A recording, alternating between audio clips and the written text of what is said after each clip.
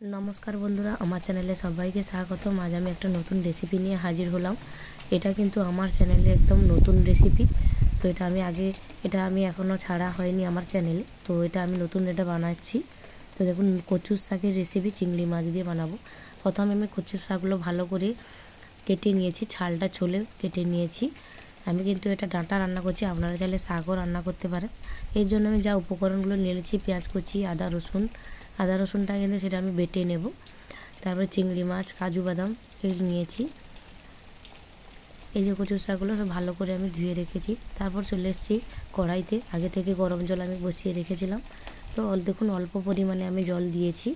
জল দেওয়ার পরে আমি এটাকে ভালো করে আমি সেদ্ধ করে নেব। ভালো করে। এইভাবে লবণ এবং হলুদ দিয়ে আমি অল্প পরিমাণে লবণ দিচ্ছি। তো লবণটা আপনারা বুঝে দেবেন, এটা যেহেতু অনেকটা কমে যাবে, বুঝে দেবেন লবণটা। তারপর এইভাবে ভালো করে আমি ঢাকনা দিয়ে সিদ্ধ করে নিয়েছি। হালকা উপর নিচ করে দিলে কিন্তু সবগুলো ভালো করে সেদ্ধ হয়ে যাবে। আপনারা যদি মনে হয় যে একটু গলা চুলকাবে বা কিছু, তাহলে আপনারা একটু এখন আম পাতা বা লেবু একটু জয়েন করতে পারেন। তারপর দেখুন, আমি ওইটা কিন্তু একটা ঝুড়ির মধ্যে ঢেলে নিয়েছি, যাতে ওই অবস্থাতে আমি নামিয়ে নিয়েছি, যাতে ভালো করে জলটা ঝরে যায়। তারপর আমি বাদামগুলো আমি হালকা করে ভেজে নিয়েছি। তারপর আমি নিয়েছি চিংড়ি মাছটা আগে থেকে আমি লবণ এবং হলুদ মাখিয়ে রেখেছিলাম। ওইটা কিন্তু আমি ভেজে নেব। দেখুন, এইভাবে আমার লালচে কালার ধরে ভাজা হয়ে গেছে। এবারে তুলে নিচ্ছি আমি। আবারও ওই কড়াইতে একটু তেল অ্যাড করে দিয়েছি 3টে শুকনো লঙ্কা, 2টো তেজপাতা এবং কালো জিরে। ফোড়নে আমি কিন্তু কালো জিরে দিয়েছি। এরপর আমি দিয়ে দেবো পেঁয়াজ কুচি করে রাখা পেঁয়াজ। এটাকে ভালো করে আমি লালচে কালার ধরে ভেজে নেব লালচে কালার ধরে। আমার রেসিপিটা যদি অবশ্যই ভালো লেগে থাকে, লাইক, শেয়ার, কমেন্ট এবং সাবস্ক্রাইব করে পাশে থাকবেন প্লিজ। আপনারা কিছু মনে করবেন না, আমি এটা কাঠ জ্বালানিতে বানাচ্ছি। তারপর দেখুন, আমার পেঁয়াজটা কিন্তু এখানে ভাজা খানিকটা হয়ে এসছে। এরপর আমি দিয়ে দেবো আদা রসুনের বাটা আমি এটা শিলনোড়াতে বেটে নিয়েছি। ভালো করে আবারও একটু ভেজে নিচ্ছি আদা রসুন পেস্ট দিয়ে। এরপর দিয়ে দেবো শুকনো উপকরণ মশলা, হলুদ গুঁড়ো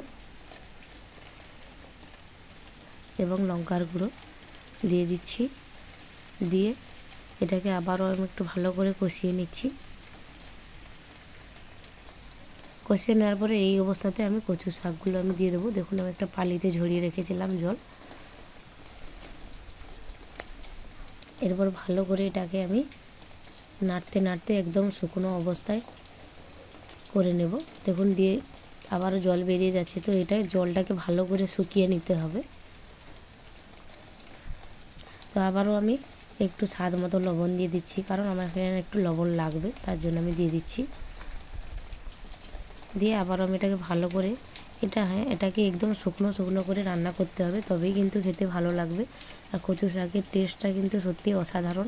আপনারা এইভাবে, সবাই তো অনেক রকমভাবে বানিয়েছে, এইভাবে একবার বানাবেন। তো দেখুন, এরপরে আমি কাজু বাদাম যে নিয়েছিলাম, ওইটা বেটে রেখেছিলাম, ওইটা কিন্তু আমি দিয়ে দিলাম। কারণ আগে থেকেই দিয়ে দিলে ওই জিনিসটা জলও মরে যাবে এবং এটা খেতেও দুর্দান্ত স্বাদ লাগবে, ওর জন্য আমি আগে থেকেই দিয়ে দিয়েছি। এরপর আমি দিয়ে দিচ্ছি উপর থেকে রসুন কুচি আর বাদাম। এটাকে ভালো করে এবারে নাড়তে থাকবো। জলটা ভালো করে শুকিয়ে যাতে যায়, সেই থেকে আমি নাড়ব।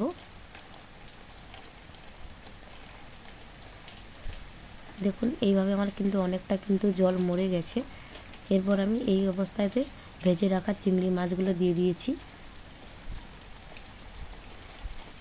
ভেজে রাখা চিংড়ি মাছ দিয়ে আবারও আমি ভালো করে এটা রান্না করে নেব।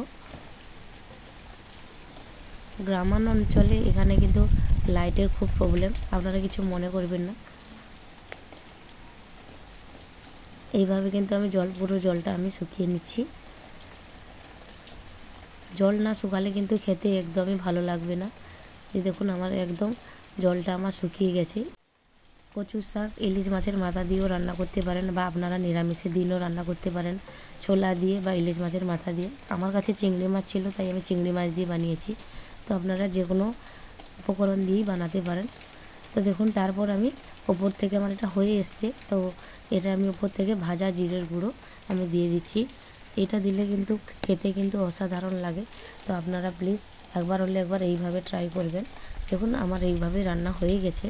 এরপর আমি একটা সার্ভিং বলে নিয়ে নিয়েছি। দেখুন দেখতে কত সুন্দর লোভনীয় লাগছে। প্লিজ আপনারা একবার হলে একবার ট্রাই করবেন। ফিরছি আবারও একটা নতুন রেসিপি নিয়ে। Thank you so much.